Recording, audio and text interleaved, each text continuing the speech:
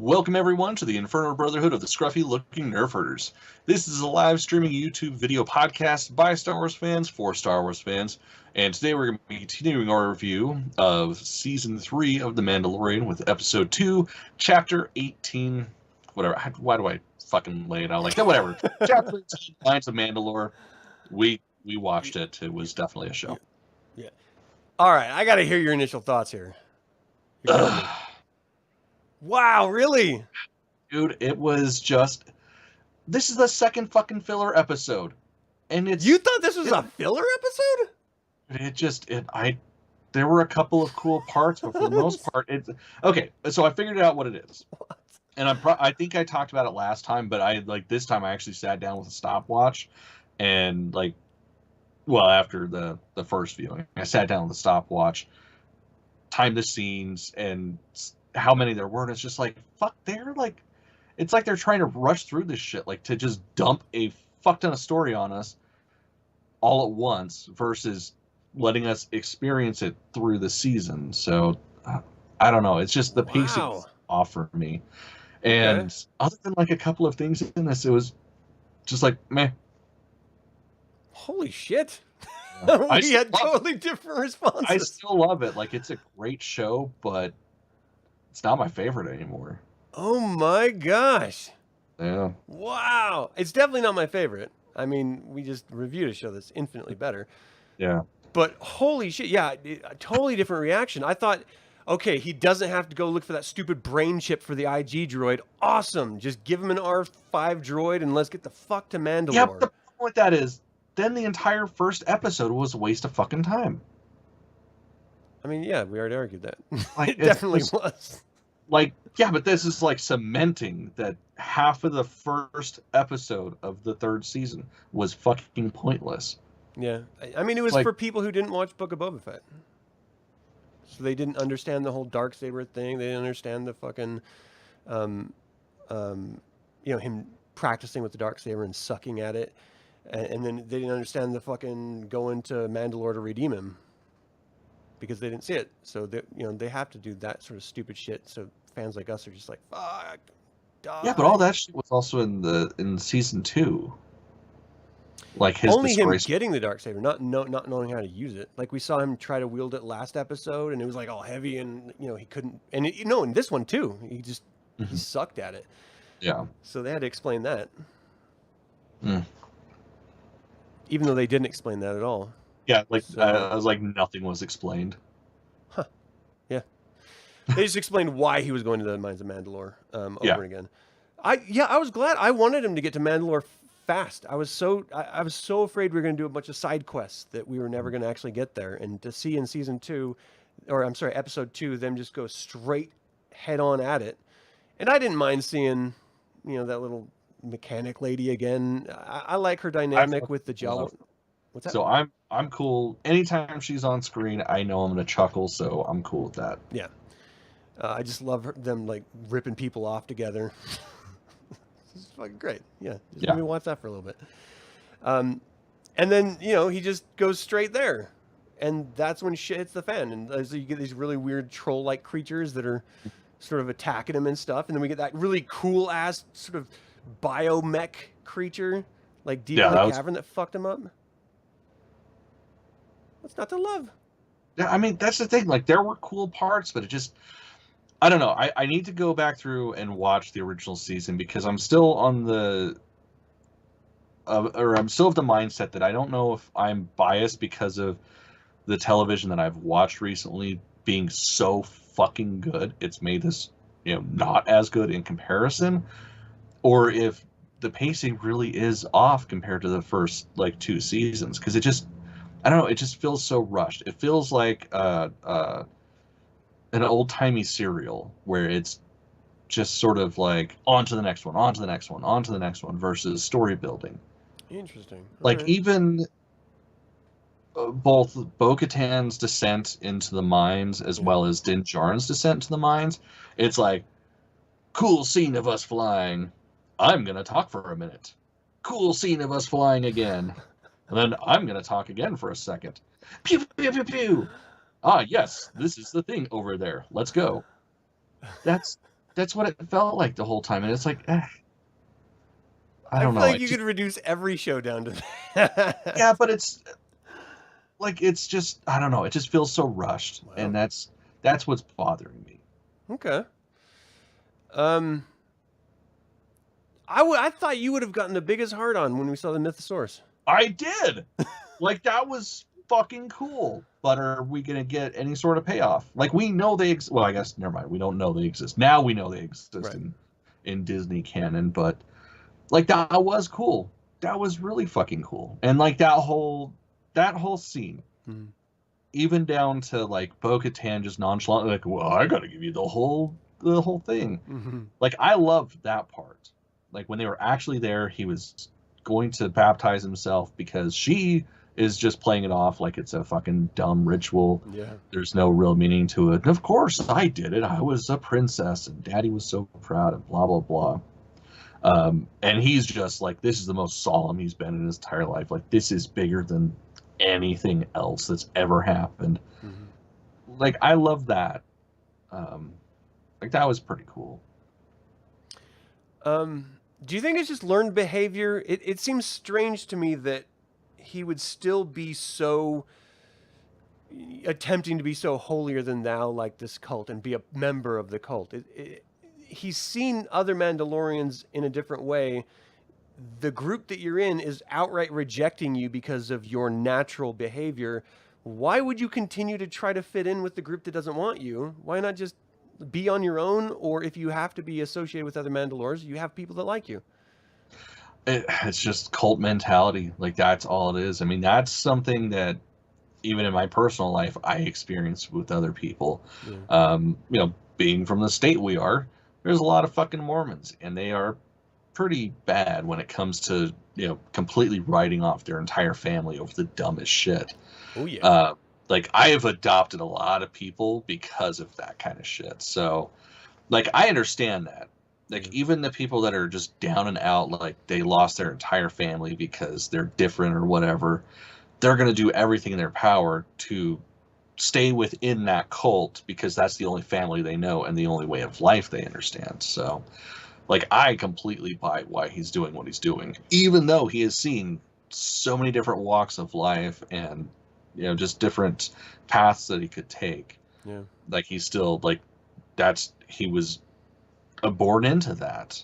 Like, he was already Mandalorian by birth, and then getting adopted by Death Watch during the Clone Wars. Like, of course that's gonna fuck him up. I just feel like he would have outgrown it by now. I don't know. I know people in their 40s right now that are basically still like that in the cult that is around here. Yeah. So I buy it. Culture's so weird. Hails you knew. All right. So I love the whole experience of them going into the mines, you know, whatever those weird sort of troll-like creatures were that initially sort of assaulted them. Yeah, other things are going to move in. So that didn't bother me. I love the post-apocalyptic sort of underground city dwelling. You know, you could imagine what it once looked like, and you see it now. It's all sort of antiqued and ruined, like, you know, the other shows we've been watching. Yeah. So I loved all of that, and then the descent down into it, that crazy cool, like, weird bio-alien, like, you knew at one time it was once a creature, and then it sort of went the, you know, crazy robotic route and just went and spiraled out of control just for survival and stuff. And he's like sucking out like the blood or the plasma or something of fucking Din Djarin just so he can, I don't know, sustain his life or something. Like Presumably, yeah, it's so cool seeing that entire makeup, and then you get to see Bo-Katan come down and wield the Darksaber like a badass who actually knows how to use it and looks good doing it. It's like it really presented this wonderful juxtaposition of the Bo-Katan who had given up, and now finally we get to see the ignition of that fire in her again, even though she's reluctant to it at this point. And I think next episode we're going to get a real sort of, especially with the Mythosaur being seen, resurgence of her old self. But that's what I want. I want to see the Mandalorians start to sort of band together and reclaim, you know, what was taken from them. And I feel like this was a really great first step for that to happen. He had to get her out of the funk, and it was really Grogu that, you know, rescued him. And then made sure that he's probably going to rescue her too. Yeah. By just the experience. I don't know, man. I really did enjoy this episode. It's so strange to have totally different experiences with it. Like I said, the thing is, I liked it. Yeah. It's just again, it's the pacing that's bothering me so much. It's definitely different. Like, I just feel like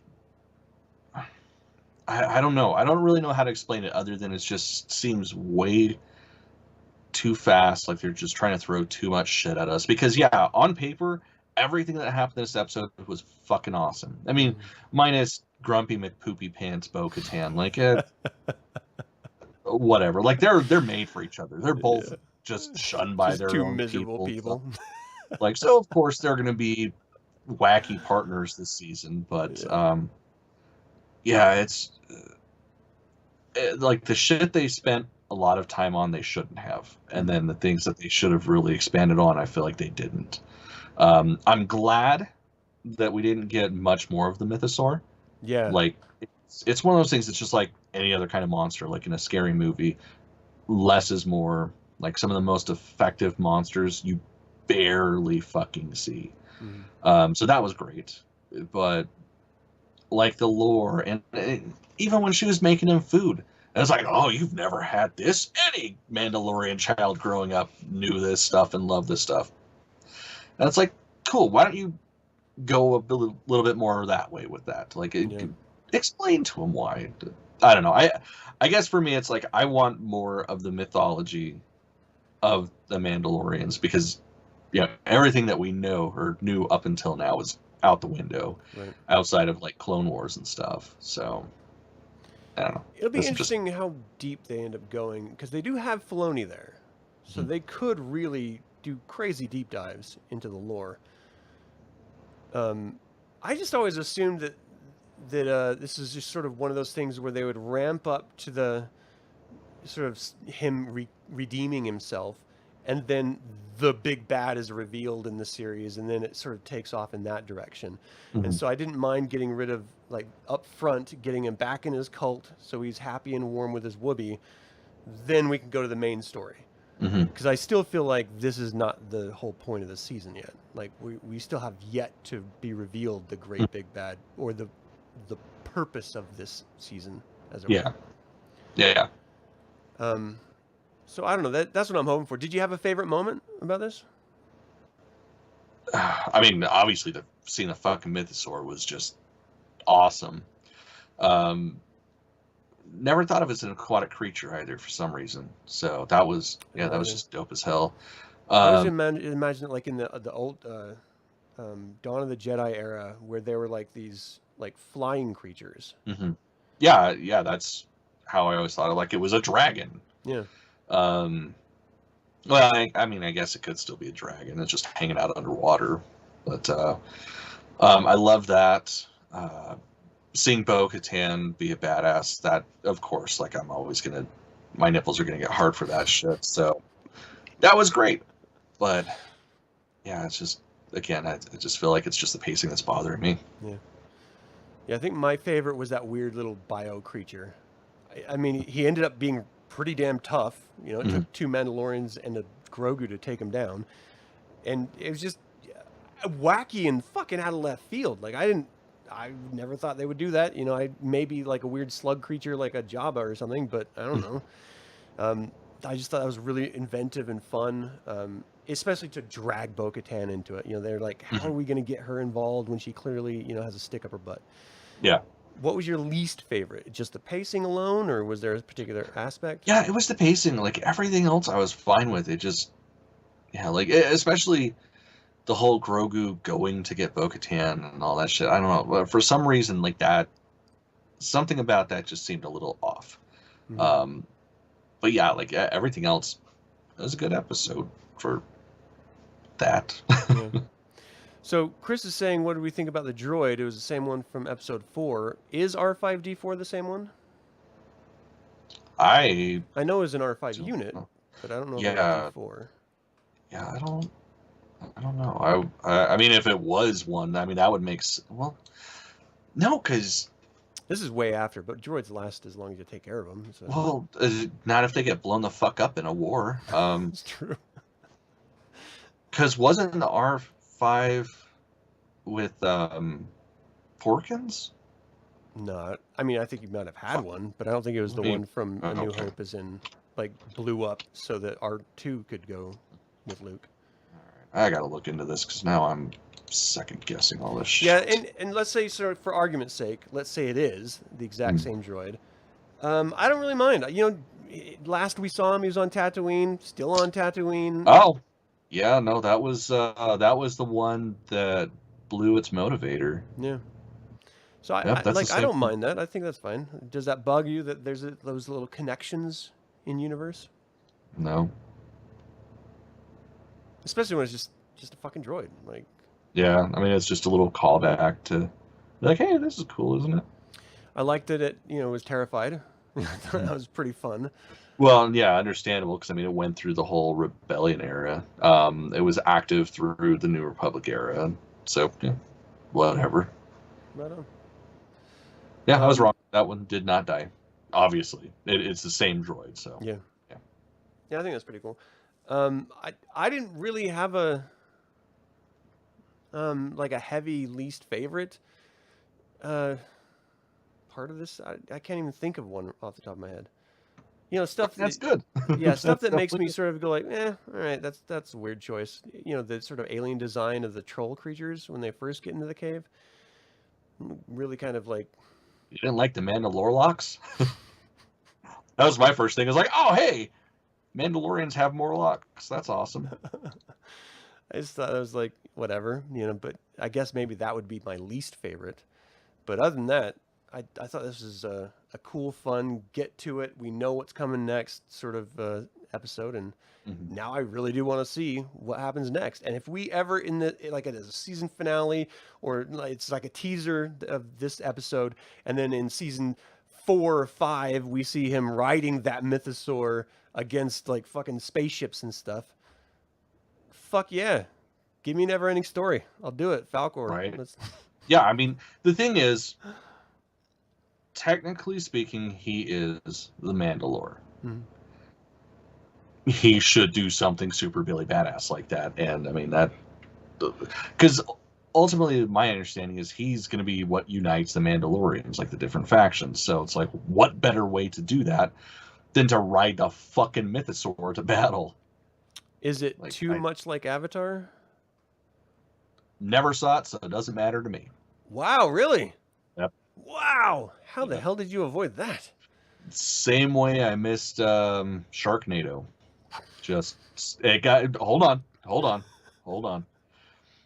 It got hyped up so much that by the point in time that I could have seen it, I would not have been able to give it a fair viewing, and I just felt like that wasn't, like, I wasn't going to be able to appreciate it no matter what. That's how I compared to Sharknado, because Sharknado, that's like my kind of shit. I love stupid movies like that. But by the time I could have actually seen it, you know, once I had cable and stuff, it's like, I can't appreciate it the way that I probably should. That's the worst philosophy to have in life ever. Hey, I'm glad no one told you about sex before you had sex. They're like, this is amazing. And you're like, yeah, but they can never live up to that, so I'm just gonna be a monk. No, my hand's still better. No, I've actually ruined movies for myself that way, where it's just been like so hyped up that I watch it and it's just like, this fucking sucks. Damn. Oh, yeah. Mr. Mom is a badass show. You don't have to try to convince me of that. You just mentioned it in chat. I was like, yes, Mr. Mom, gung ho, fucking badass show. Yeah. Give me Michael Keaton all day. Anything, I'll watch it. He's great. Yeah, absolutely. All right. Like, I watched the new Flash because he's in it. Yeah. I fucking hate the new Flash. Yep. Like, I was like, nope, I want nothing to do with that. Buddy of mine finally forced me to watch the trailer, and as soon as I saw Michael Keaton, it's like, fuck, whatever, you guys got my money. Hell yeah. Oh, yeah. Yeah, I fucking Ezra Miller is a douchebag. Like, fuck that kid. But I didn't even like it before I found out he was Michael a crazy, Keaton? Stole Indians and shit. Has his own cult. Yeah. He's a weirdo. But it doesn't matter, because they're probably never going to use him again after this film. But she's going to be in prison, hopefully. I can't imagine. That was kind of the episode. We just argued our way through it, but that was it. Like, not a whole lot happened. He went to Tatooine, went to Mandalore, and that was the episode.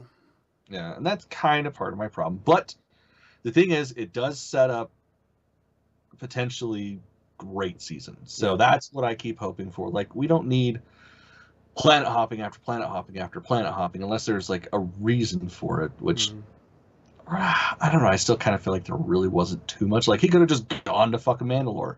Like, he went and saw the armor, and she's like, nah, you're still a fucking turd. And he's like, I mean, I can go there, so I'm going to go there. Yeah. And that could have been the first episode, is him going there and ending. So, yeah, it was funny because as soon as he landed on Mandalore, my wife was like, doesn't his ship have sensors? Like, you could just X out the entire droid search period because your spaceship should be able to tell you the quality of air on the outside of it. Not something like he's basically rolling around in a fucking rat rod. Like, it is all power. Like, it has to have sensors in order to compensate for the inside, right? Otherwise, too much pressure, you know, on the inside or outside, it could like crush him. Like, I feel like but I feel like that probably wouldn't like account for like the different gases and stuff necessarily, just the pressure. Right. But if it could just read like the gases is all. Anyway, my answer was happened, then we wouldn't have seen Amy Serkis, and I mean that would have been a shame. That's true. That's true. My excuse was well, that's a custom job. He didn't have the custom job. You know, you have to pay extra for that package on the spaceship, and he was a fixer-upper, so that's why he can't do it. But in my head, I'm just like, yeah, you should definitely be able to sense what kind of atmosphere you're in. Like, that's ridiculous. But anyway, so yeah, like, you could really have, you're right, just done these past 2 episodes in one episode, cut out all the fat, and it would have been as exciting and fulfilling or not as it was with the 2. Except now we know that we have a starter filler episode taking away of our total enjoyment of the whole season. But hey, it can only go up from here, right? That's how I keep looking at it. Okay. What do you hope for the next episode? Something. No. Like, let's find out where the season's going. I mean, he's by all accounts back in the cult. Yeah. I don't know how he's going to prove to the armorer, because I didn't see Bo-Katan like take pictures or anything. Get that selfie. Yeah, that would have been great. Selfie as he's like getting brought back up to the surface with the mythosaur. No, wait, I need proof. Yeah. So I'm just excited to see if they actually do take him back in, and what that means for him and Bo-Katan's relationship. Yeah. Because they got to do something. Yeah, for sure. I mean, they have to unify. They have to reclaim fucking Mandalore already. Yeah. I'm really just hoping for more like sort of education scenes between fucking Grogu and Din. I love like when he was explaining, oh, this is where I grew up in this planet, and over here is where Bo-Katan lives, and we're gonna go down here, and you have to know where you are. I'd eat up an entire fucking episode of that. Yeah, that'd be there would be fun. 0 complaints. It'd be awesome. All right, well, let's fingers crossed that happens next time. Anything else you wanted to cover with this thing? Nah, I think we got it. All right, well, thank you all so much for tuning in, both live in chat or after the fact. We invite you to subscribe to this channel and click the bell to get notified about our next video. Now, we do have a store if you ever want to get your scruffy looking Nerf Herder apparel designs realized. If you want to buy a fucking shirt, there's a link. If you want to look wicked, boss, get a fucking shirt. Boss. Fuck yeah. It'll be awesome. Like a wizard kid. You look wizard. All right. Well, anyway, check it out. It's in the description below. Otherwise, until the Infernal Brotherhood convenes again, my fellow scruffy looking Nerf Herders, may the Force be with you. Don't worry. I'll be back, kid.